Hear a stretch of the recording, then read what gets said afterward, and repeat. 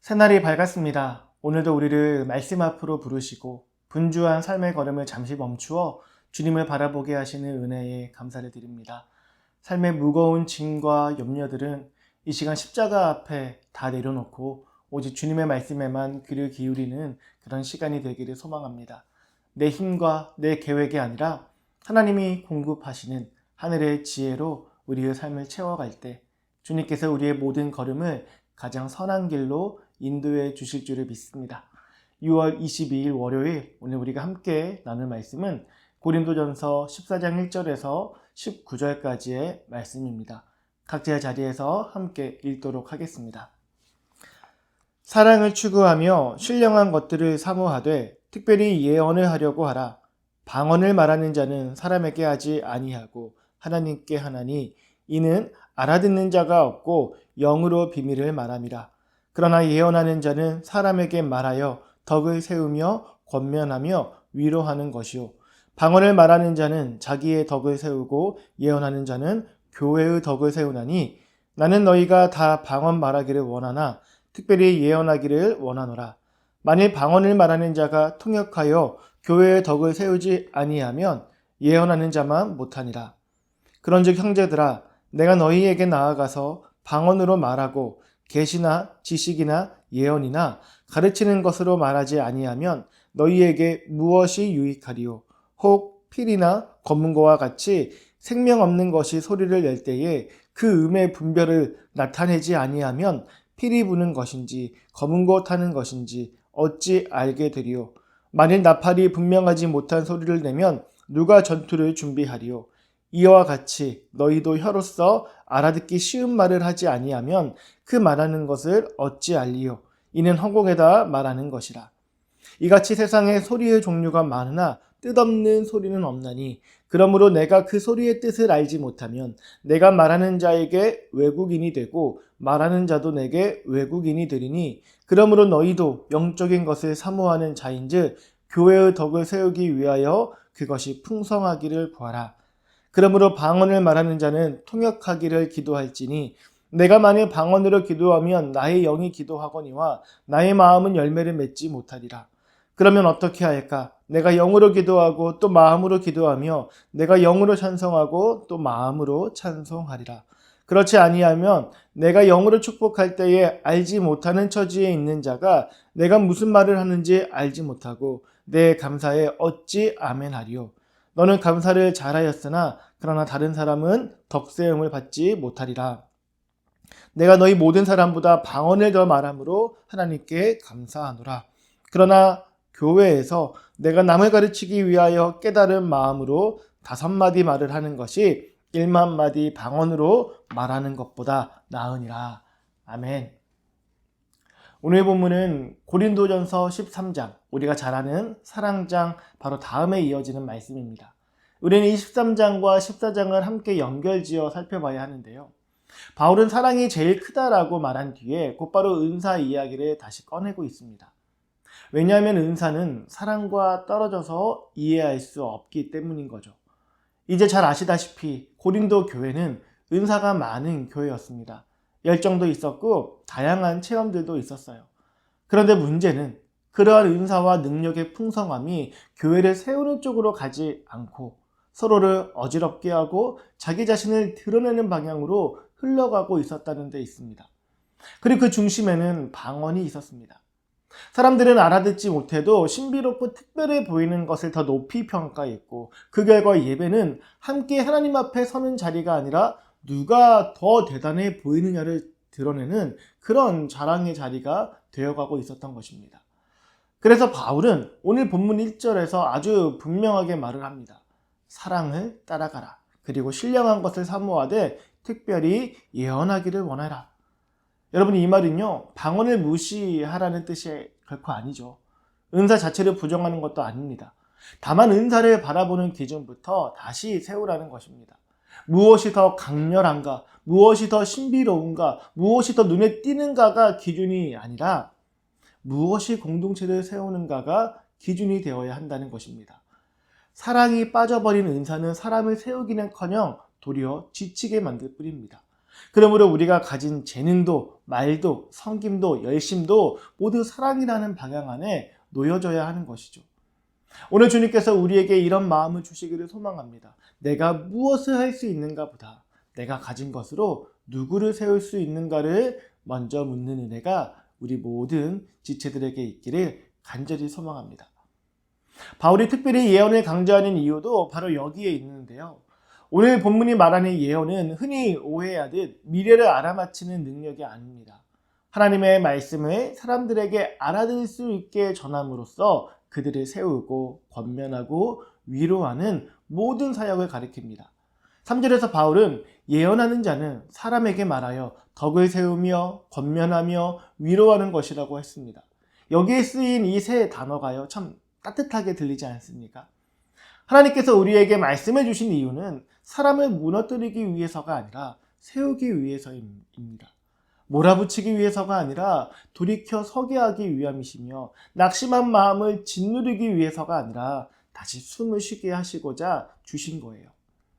생각해보면 교회 안에서 정말 필요한 말들은요, 결코 거창한 말들이 아닙니다.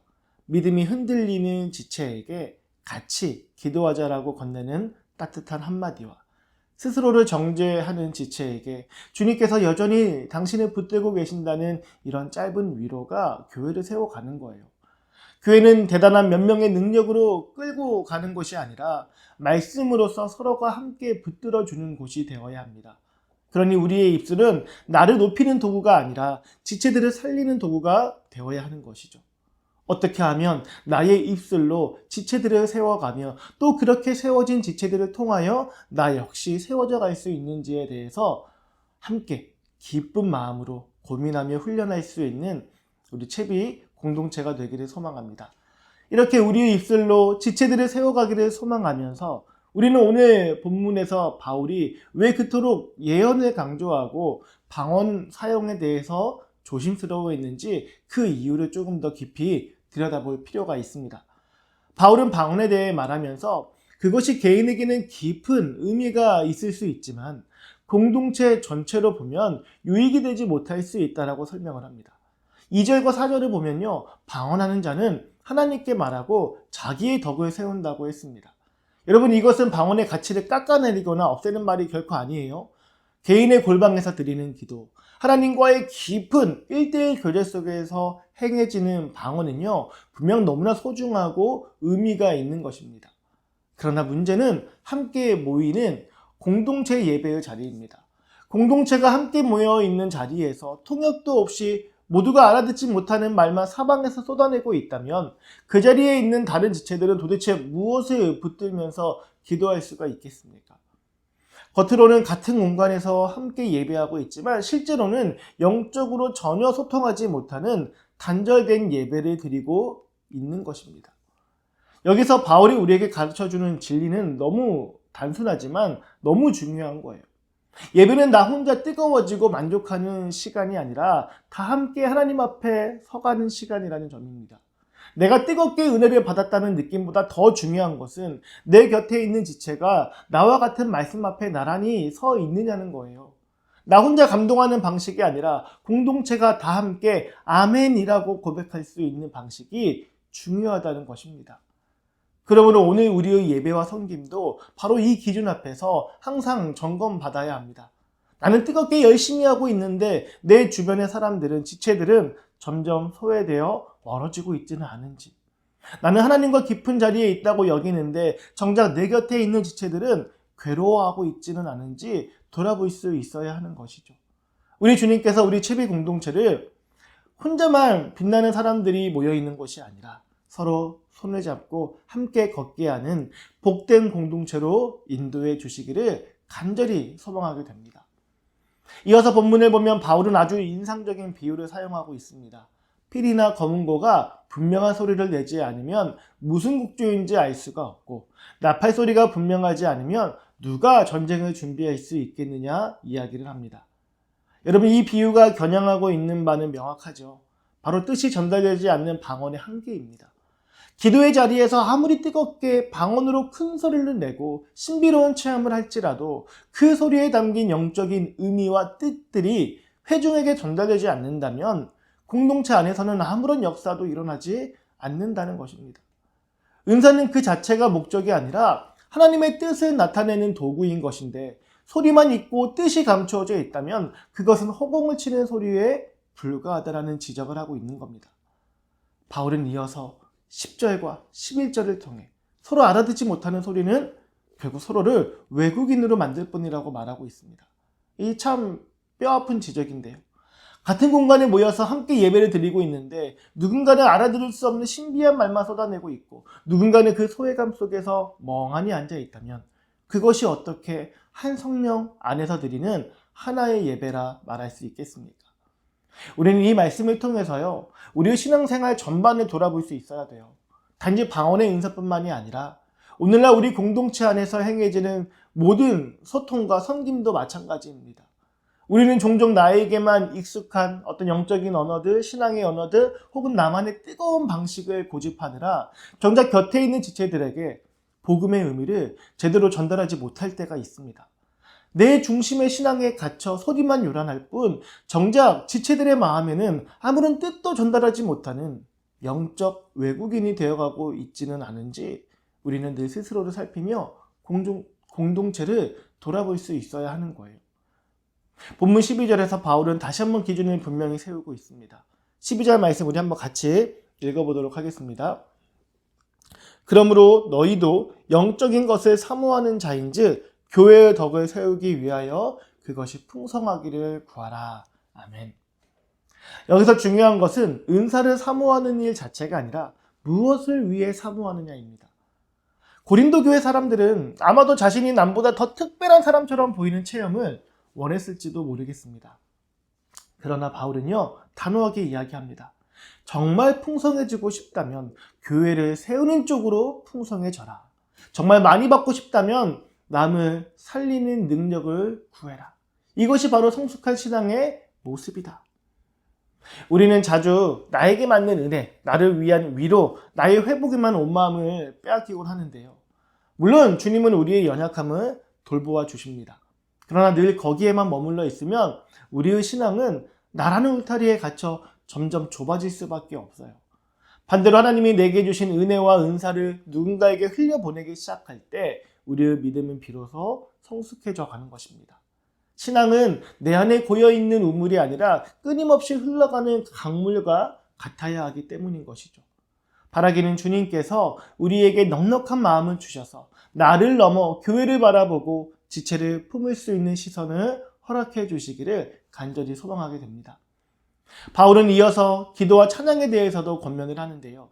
13절부터 15절을 보면 방언으로 기도하는 사람은 통역하기를 구해야 하고 영으로만 아니라 마음으로도, 즉 이성으로도 기도하고 찬송해야 한다라고 말을 하고 있습니다. 신앙은 차가운 머리로만 이해하는 지식도 아니지만 반대로 감정만 뜨거우면 그만인 맹목적인 외침도 아니라는 의미입니다. 바울은 이 둘을 막 철저하게 구분하지 않아요. 영적인 뜨거움도 있어야 하고요. 말씀에 대한 바른 이해도 함께 가야 건강할 수 있습니다. 우리의 삶도 마찬가지입니다. 마음이 힘들면 말이 앞서고요. 감정이 격해지면 생각이 흐려져요. 때로는 기도조차도 내 답답함을 쏟아내는 배출로만 끝날 때가 있어요. 물론 주님은 그러한 우리의 신음조차도 들어주시는 분이에요. 하지만 우리는 거기서 멈추지 않고 더 나아가야 하는 것이죠. 말씀 안에서 마음이 정돈되고 진리 안에서 감정이 제자리를 찾아가야 하는 것입니다. 그래야 우리의 기도가 내 감정의 푸념을 넘어 하나님의 뜻 앞에 나를 굴복시키는 거룩한 시간이 될 수가 있는 것입니다. 오늘 우리의 기도와 찬양이 뜨거운 열정뿐만이 아니라 말씀에 대한 바른 이해 위에서 드려지기를 소망합니다. 내 감정만 쏟아내는 기도가 아니라 하나님의 뜻을 깨닫고 그 말씀에 순종하는 기도가 되기를 축복합니다. 오늘 본문에서 가장 무게 있게 들리는 바울의 고백은 바로 18절과 19절에 나오는데요. 바울은 자신이 그 누구보다 방언을 더 많이 말한다라고 고백을 합니다. 영적인 체험이나 은사로 따지면 자신도 누구에게 뒤지지 않는다라는 말을 하고 있죠. 그러나 이어서 뭐라고 선언하고 있습니까? 교회에서는 남을 가르치기 위해 깨달은 마음으로 5마디 말을 하는 것이 1만 마디 방언보다 훨씬 낫다고 말합니다. 여기서 우리는 신앙의 성숙이 무엇인지 다시금 선명히 보게 되는 것이죠. 은사 체험이 많다고 성숙한 것이 아니죠. 나만 아는 특별한 이야기를 늘어놓는 사람이 아니라 지체가 알아들을 수 있도록 나를 낮추어 말할 줄 아는 사람이 진짜 성숙한 성도입니다. 그러니 사랑하는 성도 여러분, 눈에 띄고 화려한 은사를 부러워할 필요가 전혀 없습니다. 낙심한 지체를 살리는 따뜻한 한마디, 누군가의 영혼을 붙드는 짧은 기도, 상처 입은 마음을 여는 진실한 위로가 하나님 앞에서는 1만 마디 방언보다 비교할 수 없이 크다는 것을 기억하는 우리 모든 지체분들 되셨으면 합니다. 그리고 이 말씀은 단지 예배당 안에서 방언을 하느냐 마느냐의 문제로만 끝나지 않습니다. 우리의 치열한 일상 속에서 어떻게 복음을 전하며 살아갈 것인가, 이거가 고스란히 이어지는 교훈이에요. 가정에서 배우자와 자녀를 대할 때가 그렇고, 일터에서 믿지 않는 동료들과 시간들을 보낼 때가 그러한 거죠. 바울이 공예배에서 알아들을 수 있는 말로 예배해야 한다고 강조한 것처럼 우리 역시 일상의 자리에서 상대방이 이해할 수 있는 방식과 언어로 복음을 전해야 합니다. 나에게만 익숙한 종교적인 표현이나 나 혼자만 만족하는 일방적인 태도로는 결코 다른 지체들의 마음을 열 수가 없고, 믿지 않는 이들에게 복음의 진리를 전달할 수가 없습니다. 내가 얼마나 대단한 믿음을 가졌는가를 내 방식대로 외치는 것보다 더 중요한 것은 내 곁에 있는 사람이 알아들을 수 있도록 따뜻한 삶의 언어로 다가가고 있는가 하는 거예요. 상대방의 눈높이에 맞춰 복음을 나누고 그들의 삶을 배려하는 작은 섬김을 실천할 때 비로소 우리의 신앙은 누군가를 살리는 깨달은 5마디 말이 될 수 있는 것입니다. 하나님이 우리에게 주신 모든 은혜와 신앙의 체험들은 오직 사람을 살리고 공동체를 세우는데 쓰여야 하기 때문인 것이죠. 바라기는 우리 채비 공동체가 내가 편한 방식이 아니라 상대방에게 들리는 사랑의 언어로 복음을 전하며 가는 곳마다 사람을 살리고 세우는 축복의 통로가 되기를 주님의 이름으로 축복합니다. 이제 오늘 말씀을 기억하며 이렇게 기도하기 원합니다. 주님, 우리에게 주신 모든 것들이 나를 드러내는 도구가 아니라 교회를 세우는 은혜의 도구 되게 하여 주시옵소서. 우리의 말과 기도와 찬양과 섬김이 공동체에 혼란을 더하지 않게 하시고 사람을 살리고 위로하는 통로가 되게 하여 주시옵소서. 내 감정만 앞세우는 자가 아니라 사랑으로 지체를 배려할 줄 아는 성숙함을 주시고, 내가 가진 것이 크든 작든 주님 손에 붙들려 누군가에게 다시 일어설 힘이 되게 하여 주시옵소서. 우리의 예배가 다 함께 기쁘게 아멘 하는 자리가 되게 하시고, 우리 교회가 처음 온 사람도 지친 사람도 낙심한 사람들도 말씀 안에서 살아나는 따뜻한 공동체가 되게 하여 주시옵소서. 오늘도 우리를 은혜의 걸음걸음으로 인도해 주실 우리 주님을 기대합니다. 우리 내일도 묵상의 자리에서 함께 하겠습니다. 감사합니다.